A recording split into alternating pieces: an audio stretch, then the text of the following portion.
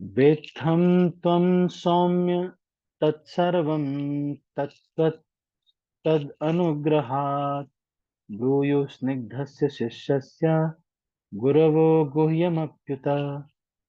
वेत्थ त्वं सौम्य तत्सर्वं तत्त्वतस्तदनुग्रहात् तत्त्वतस्तदनुग्रहात् ब्रूयुः स्निग्धस्य शिष्यस्य गुरवो गुह्यमप्युत। वेत्थ, अब इसका श्लोक का अन्वेषण हम कर रहे हैं।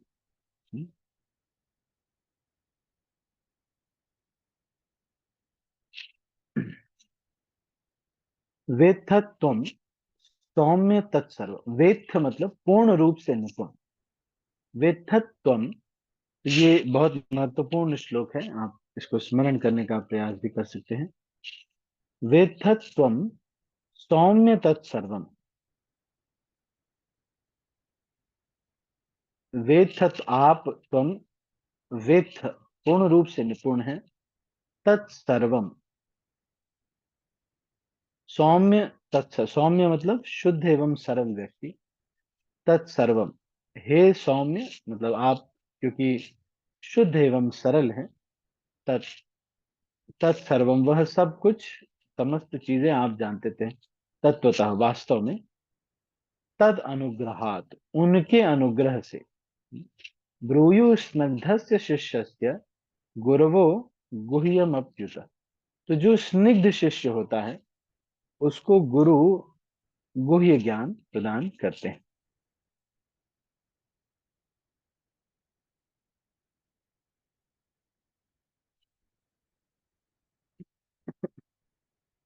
तो अनुवाद हम पढ़ते हैं। इससे भी अधिक, क्योंकि आप, किससे भी अधिक, हे सुद गोस्वामी, अब ज्येष्ठतम विद्वान वेदांती, ये सब तो है ही है उनके अंदर गुण। क्या क्या है?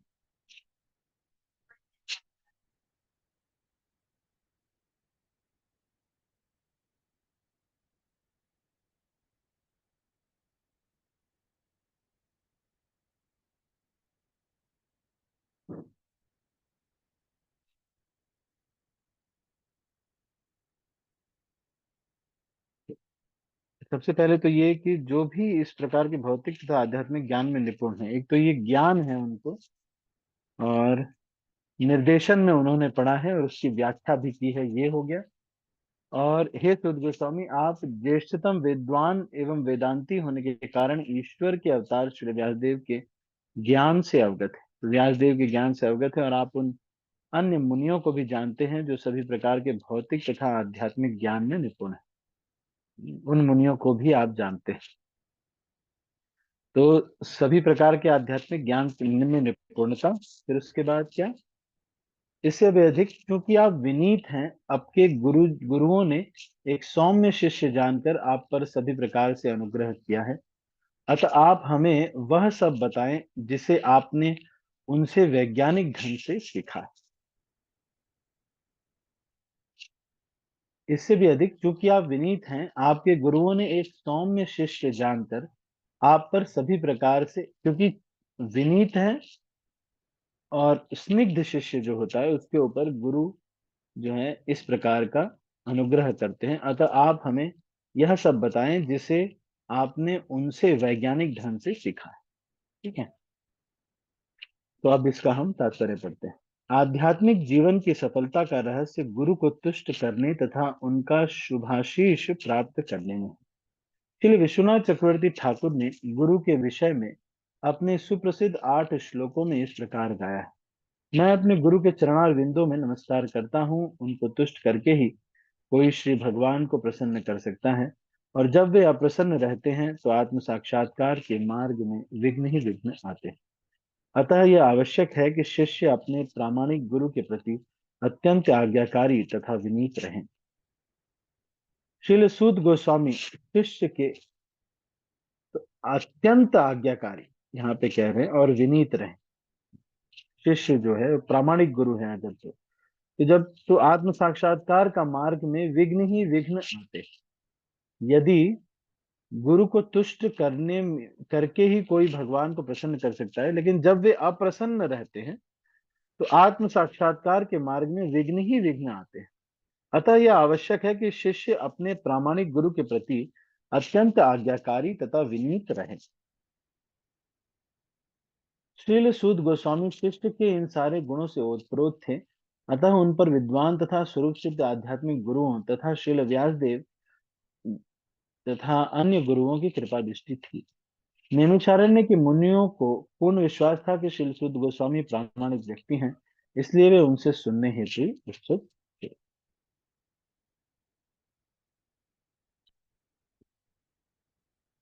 तो अतएव दीर्घायु, इसके अगला श्लोक हम पढ़ते हैं, तो इसमें मुख्यतः एक शिष्य के गुणों के बारे में बताया गया।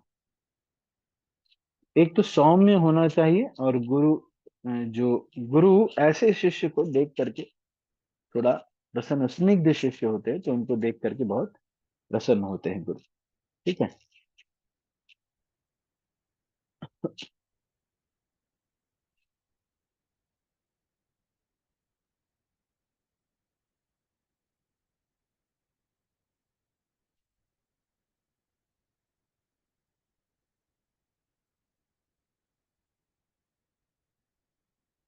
ठीक है, आगे हम पढ़ते हैं। तत्राजन सायुष्मन भवता यद्विनिश्चितम् पुंसामेकान्ततः श्रेयस्तन्नः संसितुमर्हसि। तत्र वहां, तत्र तत्र अंजसा आयुष्मान दीर्घ जीवन का आशीर्वाद पाए, भवता आपके द्वारा यह जो कुछ विनिश्चितम निश्चित किया गया है उन जन सामान्य के लिए, एकांततः नितांत परम कल्याण, श्रेय मतलब परम कल्याण, तथा उस हमको संस्कृतम समझाने हेतु अर्ह योग्य है। तो अतएव दीर्घायु का आशीर्वाद प्राप्त होने के कारण आप सरलता से समझ में आने वाली विधि से हमें समझाइए कि आपने जन साधारण के समग्र एवं परम कल्याण के लिए क्या निश्चय किया। तो ये जो है भिन्नता आती है श्रीमद् भागवत ग्रंथ में और बाकी ग्रंथों में। बाकी ग्रंथों में इस प्रकार से लिखते हैं कि अग्निदेव के बारे में हमें बताइए, ये जो हाँ इंद्र जी हैं इनके बारे में हमें बताइए। पर श्रीमद् भागवत का जो कॉन्टेक्स्ट है वो क्या है, कि हमें ये बताइए कि जन साधारण के समग्र एवं परम कल्याण के लिए क्या निश्चित किया है। तात्पर्य, श्रीमद् भगवत गीता में आचार्य की पूजा की संस्तुति की गई। आचार्य तथा गोस्वामी निरंतर जन साधारण के कल्याण, विशेष रूप से उनके आध्यात्मिक कल्याण के विचारों में लीन रहते हैं। आध्यात्मिक कल्याण होने पर भौतिक कल्याण स्वतः हो जाता है। अतएव आचार्यगण सामान्य जनता को आध्यात्मिक कल्याण के लिए उपदेश देते हैं। इस कलयुग या कलह प्रिय लौह युग की अक्षमताओं को देखते हुए मुनियों ने श्रील सुत गोस्वामी से प्रार्थना की कि वे संपूर्ण शास्त्रों का निचोड़ प्रस्तुत करें, क्योंकि इस युग के मनुष्य सभी प्रकार से पतित हो गए हैं। अतः मुनियों ने समग्र कल्याण की जिज्ञासा की। यही मुनियों का परम कल्याण। तो एक ये चीज यहाँ पर निकल के आती है कि भक्त जो होता है वो परम कल्याण के लिए नए नए प्रयास करता रहता है। सामान्य जनता के कल्याण के लिए वो सोचता रहता है, कुछ नया करता रहता है। हो सकता है कि कोई ये कहे कि अरे शांति से बैठने में क्या हर्ज है, अपना आराम से भजन करो, चुपचाप रहो। कुछ ये नया नया कुछ कुछ करते रहते हैं, उसमें फिर परेशान होते रहते हैं। अगर ये सब नहीं प्लान किए होते तो बताओ कोई दुख होता? कोई दुख नहीं होता, है ना। नहीं। अब जैसे वृंदावन में श्रील प्रभुपाद वृंदावन में राधा दामोदर मंदिर में रह रहे थे, आराम से वहां पे रहते थे, भजन कर रहे थे, कोई दिक्कत नहीं थी।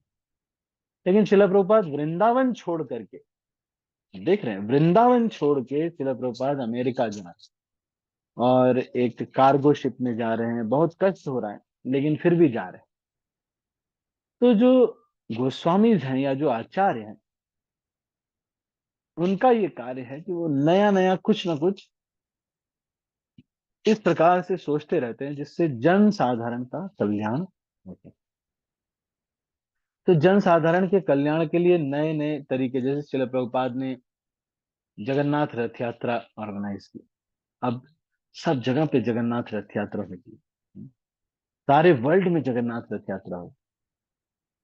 तो एक आचार्य जो है नई नई पद्धतियों का निर्माण करते हैं, जिससे साथ समाज का, जैसे फूड फॉर लाइफ प्रोग्राम है। एक बार शिला प्रभुपाद ने देखा एक छोटा बच्चा इस्कॉन के एक मंदिर के पास जो है, जो प्रसाद बटा था, तो उसमें से दाने जो चावल वगैरह के लगे हुए थे उसको चाट रहा था, चुन चुन करके खा रहा था।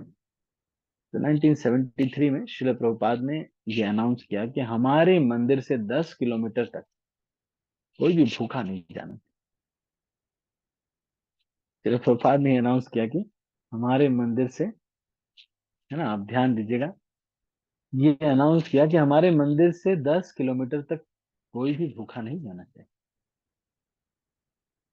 तो ये पॉइंट पे मैं फोकस कर रहा हूँ। एक और चीज यहाँ पर लिख रहे हैं शिला प्रभुपाद, आध्यात्मिक कल्याण होने पर भौतिक कल्याण स्वतः हो जाता है। तो कभी भी अपनी साधना को नेग्लेक्ट नहीं करना चाहिए। जब हम अपनी साधना को नेग्लेक्ट करते हैं तो भौतिक जो है भी प्रॉब्लम होने लगती है। आप में से कभी आपने ऑब्जर्व किया होगा, अगर हमारी आध्यात्मिक साधना डिस्टर्ब होती है तो फिर भौतिक रूप से भी मैंने देखा है कि बहुत सारी प्रॉब्लम्स होती है, छोटी छोटी बातों पे भी दिक्कत हो रही है। तो सबसे पहले अपनी जो मॉर्निंग साधना है, या जिसको कहते हैं 16 माला है, इसको, और सुबह का जो हियरिंग रीडिंग है, इसको इम्प्रूव करना बहुत जरूरी है। वो अगर गड़बड़ होता है तो आप देखेंगे कि सारी चीजें थोड़ा थोड़ा उथल पुथल होती रहेंगी, लोगों का ध्यान, मतलब हम बहुत सारी चीजें केयर नहीं कर पाएंगे। ये सारी चीजें तब होंगी जब हम अ, आध्यात्मिक जो अपनी साधना है उसको ध्यान नहीं रखें। हम्म। तो एक पॉइंट तो ये हो गया। दूसरा, आचार्यगण सामान्य जनता को आध्यात्मिक कल्याण के लिए उपदेश देते हैं। तो ये इस कलयुग या कलह प्रिय लौह युग की अक्षमताओं को देखते हुए मुनियों ने श्रील सुद गोस्वामी से प्रार्थना की कि वे संपूर्ण शास्त्रों के निचोड़ प्रस्तुत करें। तो ये जो श्रीमद् भागवतम है, ये केवल इसी युग का नहीं है, कलयुग का नहीं। जो सुखदेव गोस्वामी बता रहे हैं, वो यासूद गोस्वामी बता रहे हैं, वो कई कल्पों में जो कथाएं हुई हैं, वो सबका जो प्रमुख प्रमुख लीलाएं हुई हैं। जैसे ऐसा कुछ लोग कहते हैं कि इस कल्प में सुखदेव गोस्वामी अ, और परीक्षित महाराज को सर्प ने, तक्षक नाग ने ऐसे यज्ञ इसके बाद काटा था, भागवत के बाद काटा था। लेकिन एक कल्प में ऐसा भी हुआ था कि परीक्षित महाराज ने एक खंबा बनाया और उस खंबे के ऊपर वो विराजमान हो गए, और तक्षक नाग उसके नीचे आग लगा दी। लेकिन तक्षक नाग किसी और प्रकार से उनको डसता है। अलग अलग प्रकार से अलग अलग कल्पों में लीलाएं हुई। लेकिन जब सूत गोस्वामी यहाँ पर प्रस्तुत कर रहे हैं, तो जितने भी लीलाएं अभी तक हुई हैं, वो सारी लीलाओं का समावेश करते हुए, सारे कल्पों का समावेश करते हुए चुन करके ये जो श्रीमद् भागवतम है, ये इसकी गणना की गई। तो ये हमने पढ़ा, आगे हम पढ़ रहे हैं। प्रायेण अल्पायुषः सभ्यः कलावस्मिन् युगे जनाः मंदाः सुमन्दमतयो मंदभाग्या ह्युपद्रुताः। प्रायेण अल्प, ये 10वां श्लोक हम पढ़ रहे हैं। प्रायेण अल्प आयुषः सभ्य कलावस्मिन युगे जना। कलयुग में, अस्मिन यहाँ पर इस युग में, लोग जो है क्या होते हैं, मंद और सुमंद मति होते हैं, और मंद भाग्य होते हैं, और विचलित मन वाले होते हैं। हे विद्वान, कली के इस लौह युग में मनुष्यों की आयु कम है। वे झगड़ालू, आलसी, पथभ्रष्ट और अभागे होते हैं, तथा साथ ही साथ सदैव विचलित रहते हैं। ये कलयुग का लक्षण है कि मनुष्य की आयु कम होती। तो कलयुग में आयु कम होने का कारण क्या है? सबसे पहला तो अनियमितता, चीजों की अनियमितता, नो रेगुलेशन। भोजन में कोई रेगुलेशन नहीं है, कभी कुछ ज्यादा खा लेते हैं, कभी कम खा लेते हैं, कुछ भी रात में भी खा रहे हैं, कभी भी कुछ भी कर रहे हैं। तो भोजन में अनियमितता, इसके साथ साथ अम,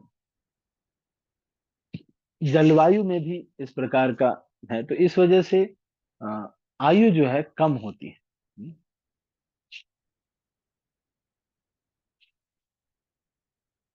मैं आपको इसके कुछ कारण और बताता हूँ। वैसे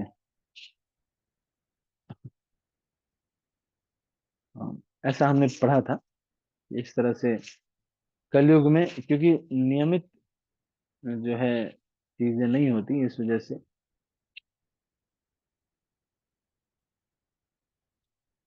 तो कोई नियमितता न होने की वजह से भी यहाँ कलयुग में उम्र जो है कम होती है।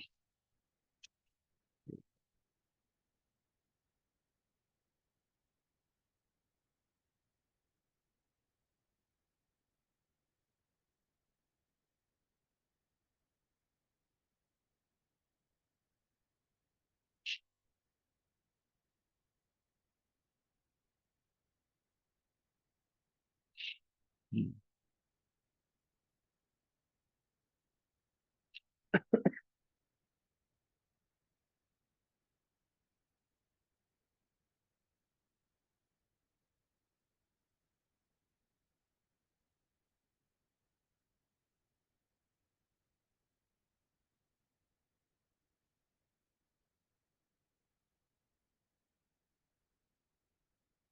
ठीक।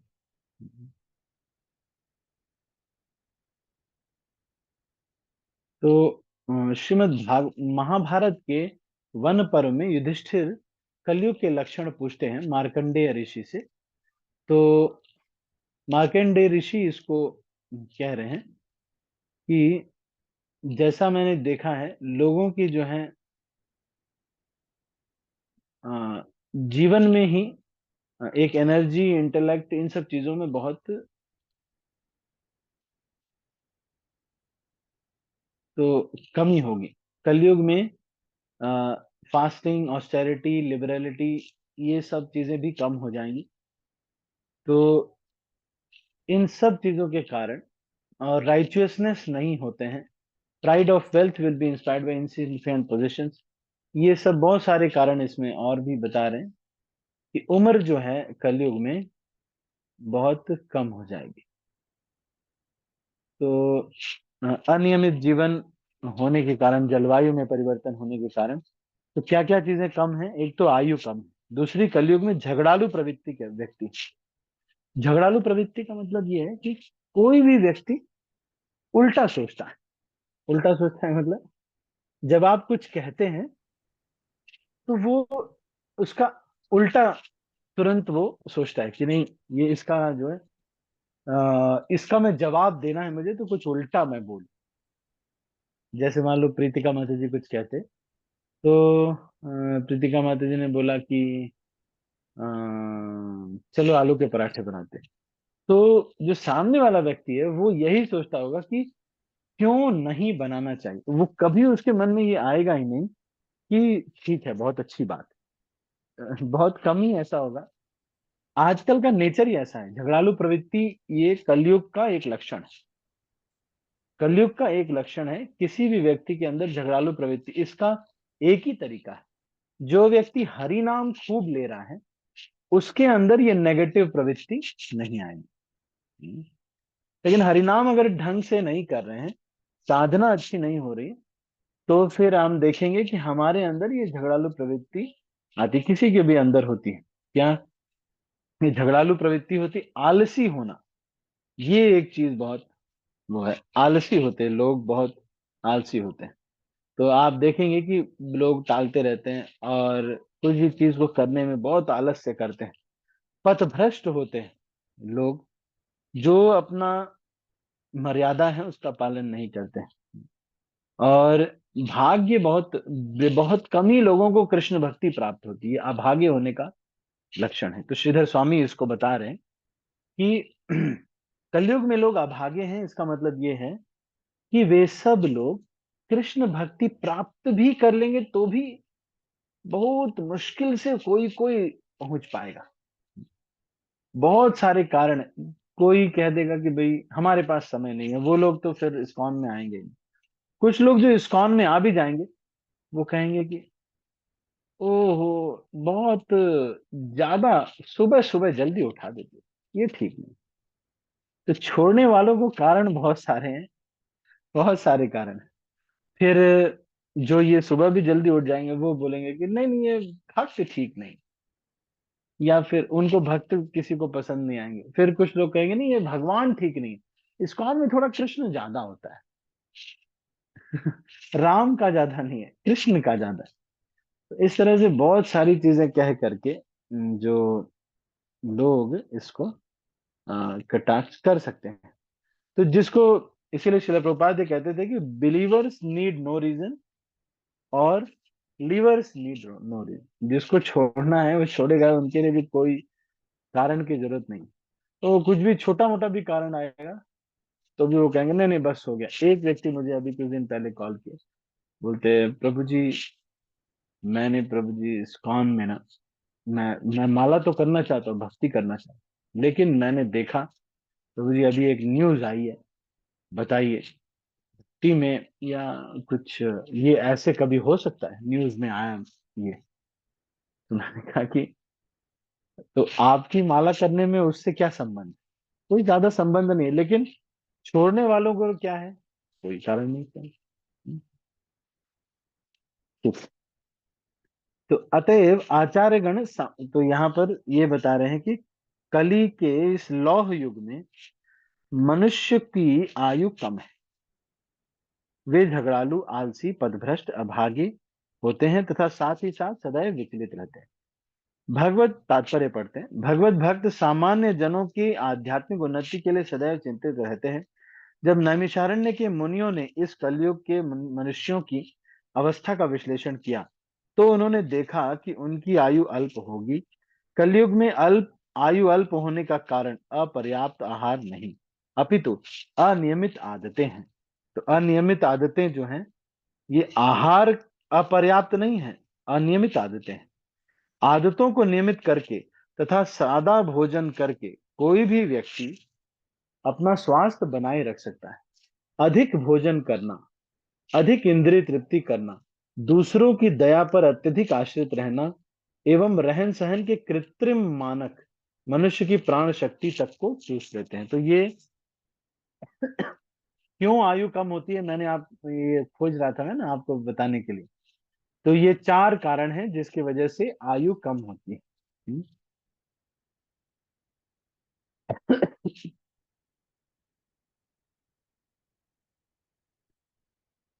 देखो ये बोल रहे हैं ना क्या क्या। चलो प्रभुपाद भी ये बता रहे, इंग्लिश में मैं आपको बताता हूँ। क्यों आयु कम हो जाती है?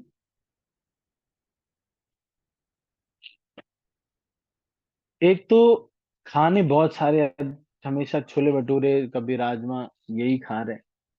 तो रेगुलर हैबिट्स होने चाहिए, मतलब लाइफ में रेगुलरिटी होनी, समय पे कार्य करना, चीजों को समय पे करना, सादा भोजन करना। इस तरह से किस किस चीजों से यहाँ पे कह रहे हैं? एक तो ओवर ईटिंग, ज्यादा भोजन करने से, इंद्रिय तृप्ति बहुत ज्यादा करने से, over dependence on another's mercy, ये भी एक कारण है। दूसरों की कृपा पर निर्भर रहना, ये भक्ति में तो है लेकिन भौतिकतावादी लोगों की कृपा पर निर्भर रहने पर भी हमको बहुत टेंशन होती है। हम्म, तो फिर और क्या है? Artificial standards of living. Artificial standards of living का मतलब ये है कि अ, जो नेचुरल से जितना दूर, नेचुरल से जितना दूर है, जैसे कि ब्रेड खा रहे, आटा है, आटा भी खा सकते हैं लेकिन ब्रेड खा रहे तो थोड़ा आर्टिफिशियल, उसी आटे को अलग तरीके से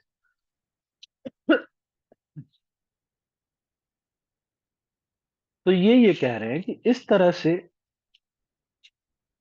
जब कोई व्यक्ति रहता है, क्या क्या चार चीजें? ओवर ईटिंग, इससे उम्र कम होती है। हमारे गांव में कहते थे कि थोड़ा ही खाए न मराई न मोटाए। ऐसे बोलते। तो ऑफकोर्स ये this is a learning for everyone. Over eating, over eating करने से गांव में कहते हैं ये ना, थोड़ा ही खा। विजय प्रभु जानते होंगे इसको, है ना प्रभु जी? थोड़ा ही खाए न मरे न मोटाए, ऐसा ना। मरे मतलब आपको रोग भी नहीं होगे और मोटे भी नहीं होगे आप, थोड़ा प्रसाद पाएंगे तो। इनफैक्ट अति आहार जो है, ऐसा बोलते हैं, अति आहार से अपना यश कम होता है और बुद्धि भी घटती है अति आहार करने से, और काम वासना भी बढ़ती है। तो इसका मतलब ये नहीं है कि कुछ नहीं खाना है। अगर आप रोज ट्रैवल कर रहे हैं, बहुत सारी सेवाएं कर रहे हैं, इतने सारी चीजें आप खुद से कुकिंग भी कर रहे हैं, बहुत सारा कार्य कर रहे हैं, तो फिर पर्याप्त भोजन, मित भूख का मतलब है जितना आवश्यक है उतना करना चाहिए। लेकिन मैं बता रहा था कि अति आहार करने से एक तो काम वासना बढ़ती है, खाना ज्यादा खाने से काम वासना ज्यादा बढ़ती है, गुस्सा बहुत आता है भोजन ज्यादा करने से, काम वासना बढ़ती है, गुस्सा बहुत आता है, और अपनी कीर्ति कम होती है, यश जो हमारा रहता है, फेम जो है वो कम होता है।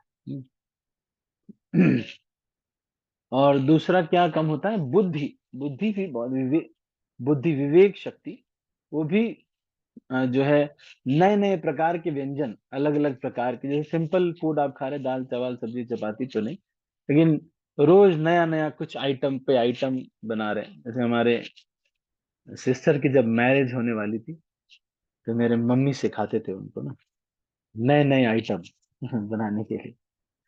तो बोलते थे कि कभी गोलगप्पे बना रहे हैं, तो हम लोगों के लिए ये होता था कि भाई टेस्ट करके सिस्टर को एग्जाम में पास करना है कि भाई बना पाई कि नहीं बना। हम्म, तो हर दिन हम ये टेस्ट करते थे।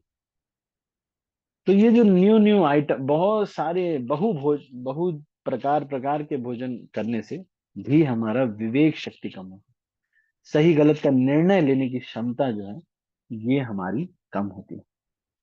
तो क्या क्या चीजें मैंने आपको बताया? अत्याहार करने से एक तो काम वासना बढ़ती है, गुस्सा बहुत आता है, तीसरा विवेक शक्ति कम होती है, यश कम होता है बहुभोजन करने से। तो यहाँ पे ये कह रहे हैं कि अ, कलयुग में उम्र क्यों कम होती है? अधिक भोजन करने से, अधिक इंद्रिय तृप्ति करने से। तो सबसे बेस्ट तो ये रहता है कि एक समय भोजन करें। अगर ये नहीं हो पाता, जैसे शिल प्रभुपाद सिक्स्थ कैंटो में शायद ऐसा लिखते हैं कि जो वैष्णव लोग होते हैं वो दोपहर में या शाम को भोजन करते हैं, ऐसा शिल प्रभुपाद लिखते, सुबह नहीं खाते कुछ। पता नहीं ऐसा फॉलो कर पाएंगे कि नहीं कोई, आप सोचिए। सुबह कुछ नहीं खा रहे, या ऐसे कर सकते हैं आपके फ्रूट्स और ड्राई फ्रूट्स, या ऐसी चीजें हम ले सकते हैं जो कि हमारे लिए इस तरह की चीजें हम ले सकते हैं। तो सुपाच्य हूँ कि आजकल यहाँ पे जैसे प्रभु जी आए हुए हैं, श्री वेंकटेश्वर प्रभु, तो हमारा यही चल रहा है। ये सुबह मॉर्निंग में फ्रूट्स लेते हैं, फिर आफ्टरनून से फिर एक टाइम प्रसाद वगैरह लेते हैं। तो अधिक भोजन करना, अधिक इंद्रिय तृप्ति करना। अब मोबाइल यूज करने बैठे तो फिर अब लग ही गए, शॉर्ट वीडियोस ही देख रहे हैं, है ना देख। तो ये प्रवृत्ति है कि हम कोई भी भौतिक भोग में लग गए तो फिर लग ही गए, फिर खूब भोग कर रहे हैं।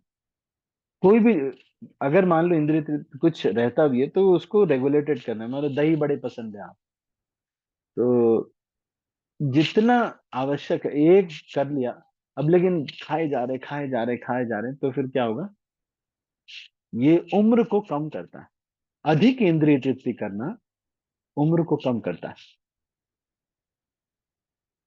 टीवी देख रहे हैं, एक समय निर्धारित कर दीजिए कि भाई इससे ज्यादा तो नहीं, टीवी में भी हमको कोशिश यही करना चाहिए। वैसे तो जो भक्त हैं, जो प्रॉपरली ट्रेंड हो रहे हैं, उनको तो टीवी नहीं देखना चाहिए। आवश्यकता ही नहीं है टीवी देखने की। कोई कार्य ही नहीं है जो कि करना है टीवी से। अगर कोई एग्जाम वगैरह की प्रिपरेशन कर रहा है तो वो न्यूज देखते हैं, अदरवाइज इसकी कोई आवश्यकता नहीं। मोबाइल यूज करने का स्क्रीन टाइम लिमिट करना चाहिए। दिन भर मोबाइल यूज कर रहे हैं तो वो भी नहीं थी। लेकिन किसी और को, अगर हम उनकी अथॉरिटी नहीं है, तो हमको करेक्ट भी नहीं करना चाहिए। We should never instruct those people who are not our sons और डिसाइपल। जो हमारे पुत्र या शिष्य नहीं है, उनको ज्यादा सुधार कार्य में नहीं लगना चाहिए हमको। उनको सुधार करने हम कोशिश नहीं करने। कौन? Those who are not our sons और डिसाइपल, जो हमें अपने शिक्षा गुरु के रूप में मान रहे हैं, उनको, या दीक्षा गुरु हैं आप, तब तो ठीक है। उन शिष्यों को, वो भी जो मान रहे हैं, उन्हीं को आप आदेश दीजिए, कुछ कहिए, तब तो ठीक है। नहीं तो आप ऐसे अगर करेंगे तो कोई मानेगा नहीं, जग हंसाई और होगी। और कोई पुत्र है तो कर सकते हैं। अदरवाइज किसी को भी करेक्शन करना, किसी भक्त को भी करेक्शन करना, ये अधिकार में हम, ये हमारे लिए है। हमको अधिक किसी और कोई भोजन कर रहा है, हमको करने दीजिए भाई। हम नहीं जानते। हम इतना उनके करेक्ट करने वाले में, अगर हमको बहुत कंसर्न है तो उनके किसी सुपीरियर अथॉरिटी को हम ये कह सकते हैं, ऐसा मुझे लगता है, अगर हमारी साधना में डिस्टर्ब हो रहा है। तो अधिक भोजन करने से, मैंने आपको बताया, काम वासना भी बढ़ती है, और क्रोध बढ़ता है, यश कीर्ति बढ़ती है, और विवेक शक्ति कम होती है, सही गलत का फैसला करना ये हो जाता है। तो भूख लगना एक तरह का हीलिंग है। भूख एक तरह की हीलिंग है, हमारे स्वास्थ्य को ठीक करने की एक प्रक्रिया शुरू करती है भूख। तो अधिक इंद्रिय तृप्ति करना, फिर दूसरों की दया पर अत्यधिक आश्रित रहना। अगर हम भौतिक रूप से किसी की दया पर आश्रित हैं, तो फिर हमेशा टेंशन रहेगी। आध्यात्मिक रूप से निर्भर रहना बहुत अच्छा है। गुरु पर निर्भर रहना, ये सोचना कि भक्तों की कृपा से ही सब कुछ हो पाएगा, ये बहुत अच्छा है, भगवान की कृपा से हो पाएगा। इस निर्भरता से तो बहुत आनंद आता है, क्योंकि बहुत सारी चीजें हम नहीं संभाल पाते, तो हम भगवान की प्रार्थना करते हैं कि भगवान ये ठीक हो जाएगा, आज से हो जाए। ठीक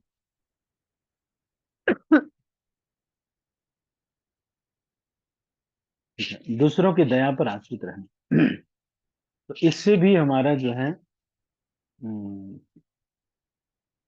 उम्र कम होती, और रहन सहन के कृत्रिम मानक, तो कोशिश यही करना चाहिए जितना कम से कम artificial means for living, natural जो भी है वो वो अच्छा है। पर आजकल रह ही नहीं सकते, ये भी प्रॉब्लम है आजकल। अब इतनी गर्मी पड़ रही है। पहले ऐसा होता, मुझे याद है कि गांव में, तो हमारे गांव पड़ता है बादशाहपुर, पवारा एक जगह है, तो वहां एक पेड़ होता था, गुड़ावा पेड़ बोलते थे, आम का पेड़ था। इतना घना था, उसके जो आम जो गिरता था वो गुड़ के जैसा मीठा। तो उसके नीचे हम बैठ करके बैठे रहते थे, और वहां चारपाई लगा करके सो जाओ, एकदम प्रचंड गर्मी भी हो तब भी वहां पे एकदम ठंडा रहता था। और अब के सिनेरियो में आप देखेंगे, ऐसा बिल्कुल नहीं। तो कृत्रिम मानक की वजह से फिर कभी कभी देखते हैं ट्रेन में एसी में रहते हैं, फिर आते हैं बाहर गर्मी होती है, इस वजह से सर्द गर्म हो जाता है। तो फलस्वरूप जीवन की अवधि घट जाती है। इस युग के मनुष्य न केवल भौतिक दृष्टि से अपितु आत्म साक्षात्कार के विषय में भी अत्यंत आलसी हैं। यह मनुष्य जीवन विशेष रूप से आत्म साक्षात्कार के लिए मिला है। अर्थात मनुष्य को जानना चाहिए कि मैं क्या हूँ, संसार क्या है, परम सत्य क्या है। मनुष्य जीवन वह साधन है जिससे जीव इस भौतिक जगत में कठिन जीवन संघर्ष के कष्टों को मिटा सकता है, और अपने सनातन घर भगवान धाम को लौट सकता है। किंतु भ्रष्ट शिक्षा पद्धति के कारण मनुष्यों में आत्म साक्षात्कार की इच्छा ही नहीं होती। यदि उन्हें इस विषय में पता भी चल जाए तो दुर्भाग्यवश वे पथभ्रष्ट शिक्षकों के शिकार बन जाते हैं। इस युग में मनुष्य न केवल विभिन्न राजनीतिक वर्गों तथा दलों के शिकार होते हैं, अपितु विभिन्न प्रकार के इंद्रिय तृप्ति करने वाले आकर्षणों से भी ग्रस्त हैं। तो एक तो राजनीतिक वर्ग और दलों के भी शिकार हो जाते हैं। कई लोग बीजेपी को फेवर करते हैं, कुछ लोग कांग्रेस को फेवर करते हैं। फिर जो लोग बीजेपी को फेवर कर रहे होते या कांग्रेस को फेवर कर रहे होते,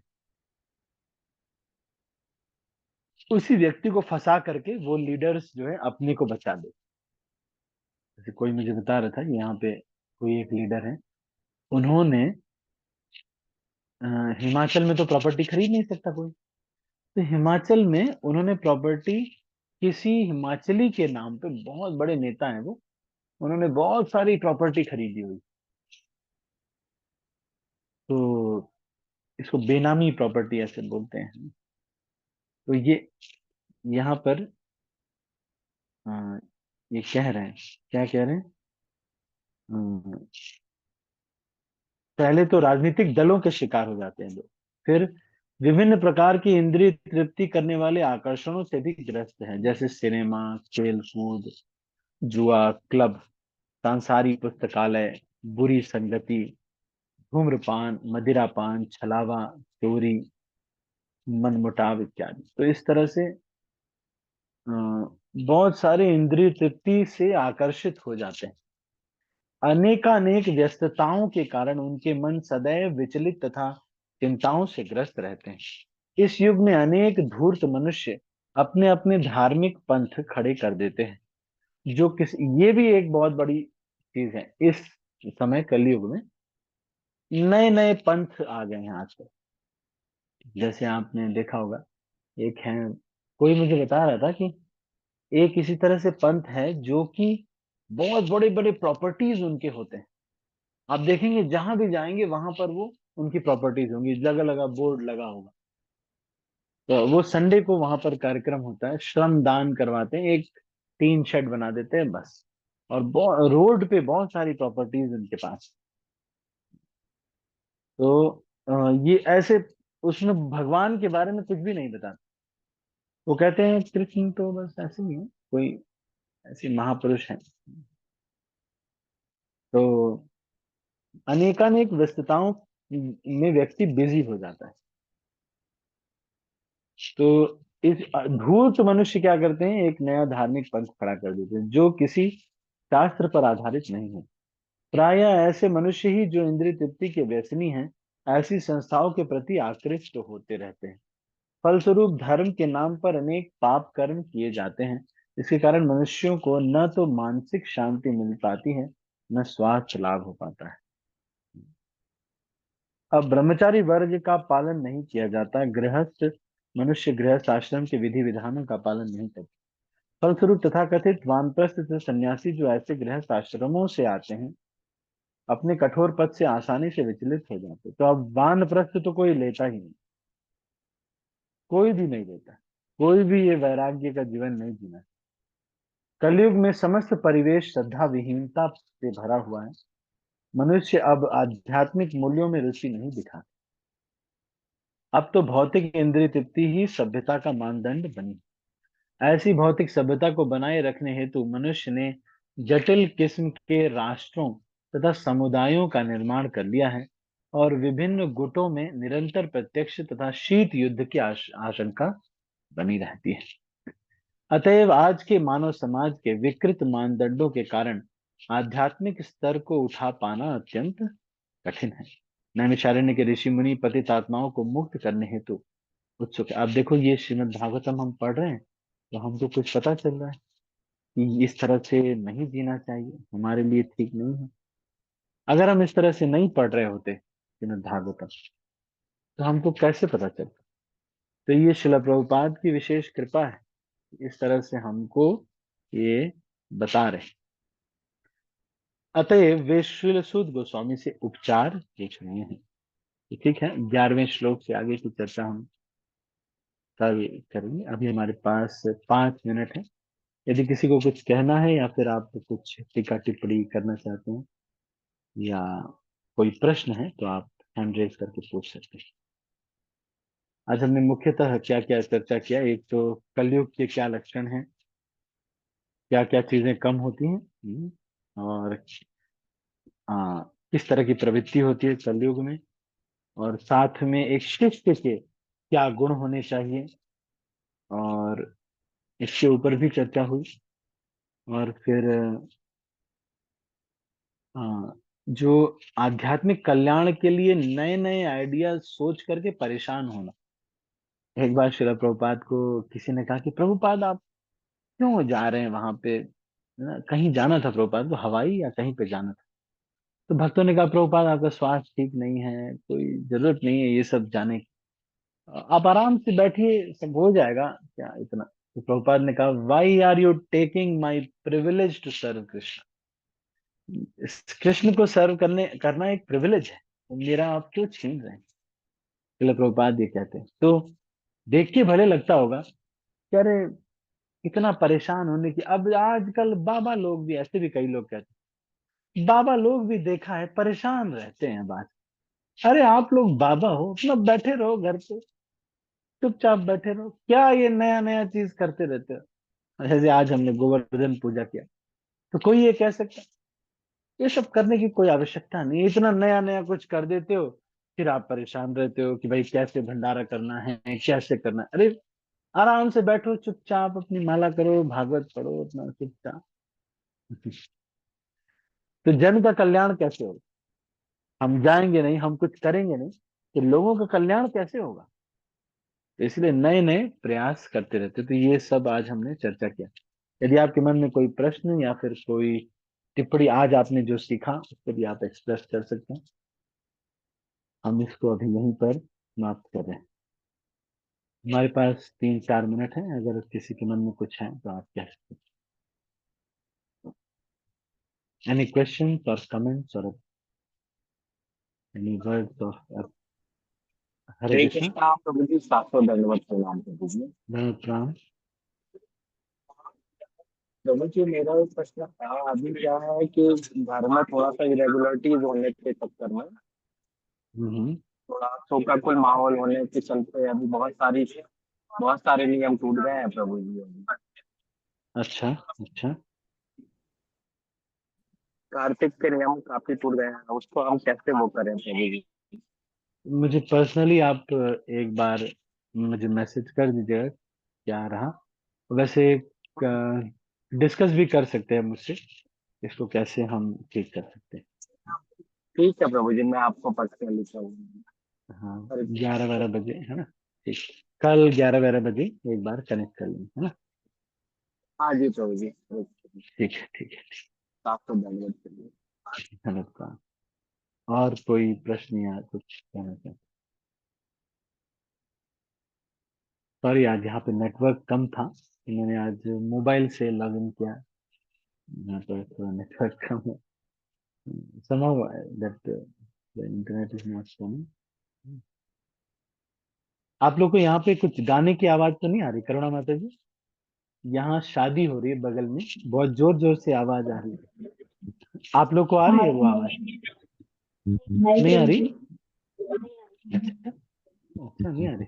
अच्छा, तो समझ लो ये कुछ ऐसा होता है ना, नॉइज कैंसलेशन वगैरह होता है इसमें शायद, ये कर देते हैं। ठीक, ठीक है। ठीक है, तो अभी कोई और प्रश्न या कुछ किसी का है तो कह सकते हैं, 1 मिनट और है हमारे पास। या मैं आपसे पूछूं एक प्रश्न, देखते हैं कौन अच्छे बच्चे हैं जो अच्छे से करते हैं। अच्छा, मैं पूछ रहा हूं आपसे, आध्यात्मिक कल्याण होने पर डैश स्वतः हो जाता है, कौन बताएगा, फिल इन द ब्लैंक। आध्यात्मिक कल्याण होने पर डैश स्वतः हो जाता है।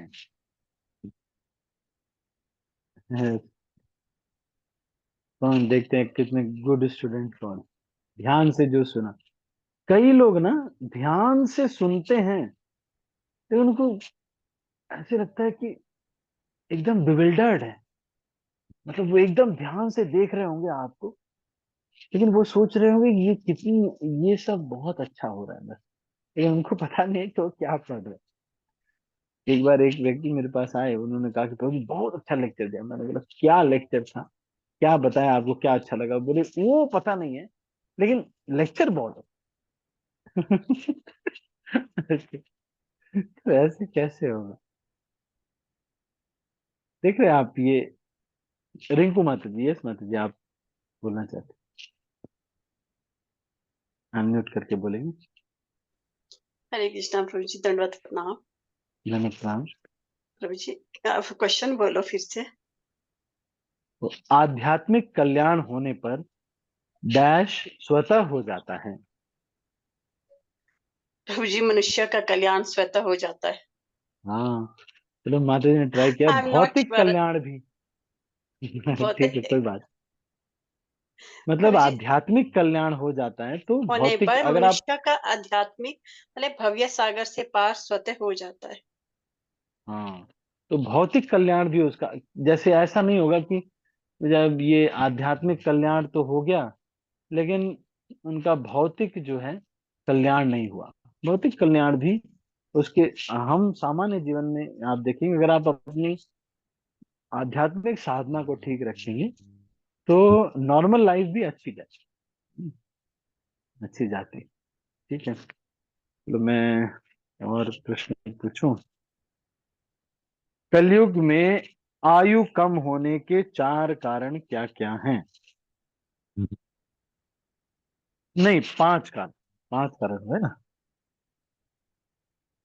1 2 3 4 और 5 कारण, कौन बताएगा?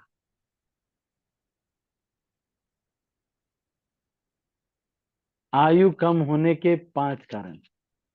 दीपक प्रभु। यस प्रभु। हरे कृष्ण प्रभु जी, दंडवत प्रणाम। धन्यवाद, प्रणाम। प्रभु जी 5 तो नहीं याद है, लेकिन थोड़े बहुत याद है। जैसे ज्यादा भोजन करने से हम्म, जो हमारी वो बताए थे, और ज्यादा मतलब अ, प्राण शक्ति भी नष्ट होती है प्रभु जी, उसका भी बताए थे। प्राण हाँ शक्ति का प्राण नाश होने शक्ति। के कारण। हाँ, तो 5 चीजें यहाँ पे हैं। और एक गीतांजलि शर्मा, रुक जाओ, मैं गीतांजलि शर्मा माता जी से पूछता हूँ। और हरे कृष्णा जी। यस माता जी, हाँ जी। बोलिए। मनुष्य की आयु कम हो जा, मतलब ज्यादा खाने से, ज्यादा हाँ खाना हाँ खाने से, और हाँ ज्यादा आलस करने से, ज्यादा सोने से, और ज्यादा क्रोध करने से।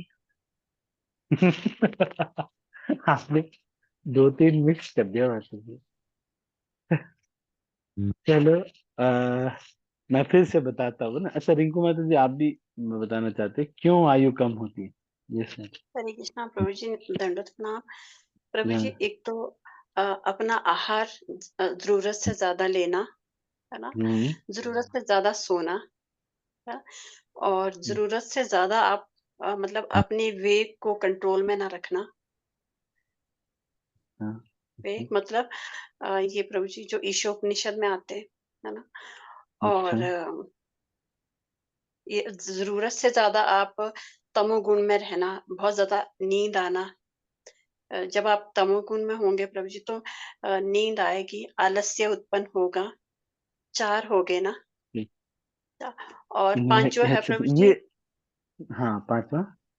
हाँ, 5वां है प्रभु जी, किसी का मतलब आलोचना करना।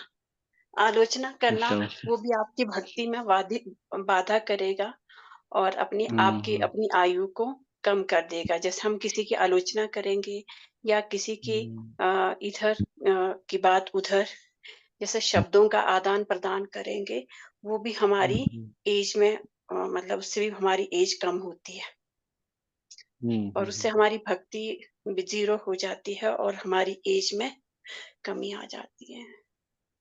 चलो, मैं ये जो लिखा हुआ है वो मैं पढ़ता हूँ।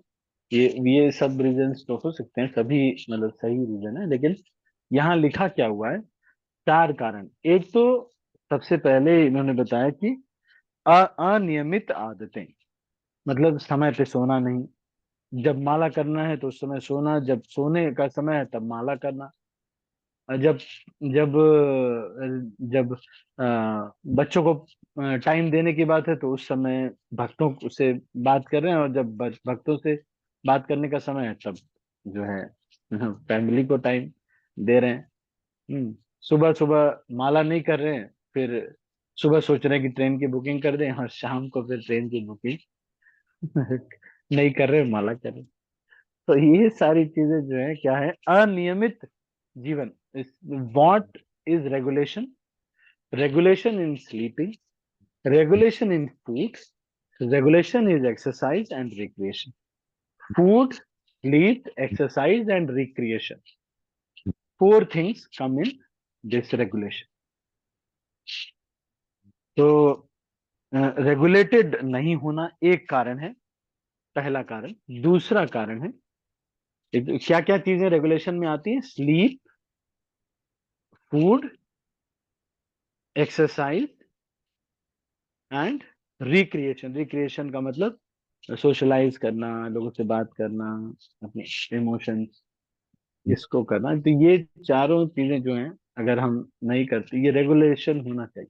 सबको टाइम दे पा रहे हैं या नहीं दे पा रहे हैं, है ना। रिक्रिएशन मतलब अपना रीबिल्डिंग, अपने को आन मतलब कुछ है ना, ऐसी चीजें कर रहे हैं जिस स्पिरिचुअली हम ब्लिसफुल फील कर रहे हैं।